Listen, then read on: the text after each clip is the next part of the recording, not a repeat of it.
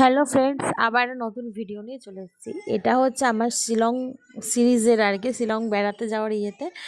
এটা যেদিনকে আমরা মেঘালয়ার সাইডটাতে গেছিলাম, মানে ডাউকি, মাউলিলং এই সব গেছিলাম, ওই দিনের আর কি ভিডিওগুলো। এগুলো লাইভ রুট বিচ ছিল, এর মধ্যে অনেক কিছুই ছিল, তার মধ্যে যতটুকুনি আমরা কভার করতে বলেছি। কিন্তু মেঘালয়তে প্রচণ্ড প্রচণ্ড পরিমাণে মেঘালয়তে গরম ছিল। তো যাই হোক, তো সিনারি তো ভীষণ সুন্দর, মানে চেরাপুঞ্জি থেকে মেঘালয় যাওয়ার যে রাস্তাটা ছিল এতটাই ভালো, মানে একদিকে পুরো পাহাড় আর একদিকে পুরো খাদ, মানে একটু এদিক থেকে ওদিক হলেই বাস খাদে পড়ে যাবে, এরকমটাই ছিল।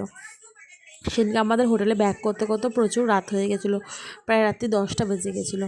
মানে খুব রাত্রির মধ্যে পাহাড়ে যদিও তাড়াতাড়ি ফিরে আসতে হয় নিজেদের গন্তব্যস্থলে, কিন্তু সেদিনকে আমার দাউকি থেকে উঠতে উঠতে অনেকটা টাইম লেগে গেছিলো।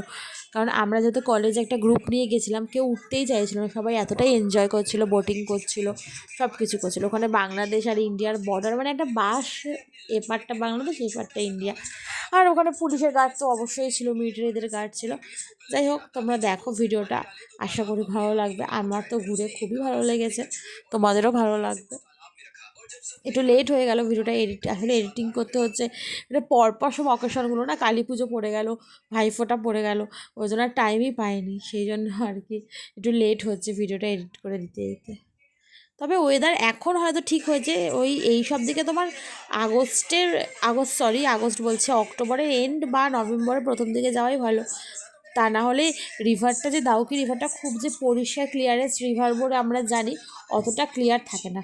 এটা ক্লিয়ারেন্সটা শুরুই হয় নভেম্বরের লাস্টের থেকে আপ টু মার্চ পর্যন্ত।